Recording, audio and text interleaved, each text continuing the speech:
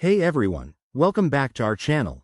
Today, we're diving into a quick and essential tutorial on how to change your Venmo account login PIN for 2025.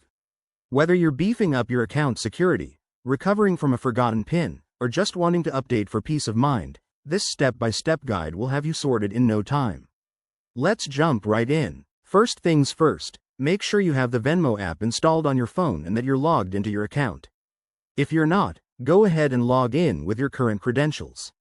Once you're in, head over to the main menu. You can usually find this by tapping the three horizontal lines or your profile icon in the top corner. It's that simple. Next, scroll down and look for the Settings option. This is where all your account preferences live. Inside Settings, find the Security or Privacy section. That's where the PIN management tools are hiding. Tap on that, and you'll see an option to change your login PIN. Venmo might prompt you to enter your current PIN first as a security measure, so go ahead and input that to verify it's you. Now, the fun part, enter your new PIN.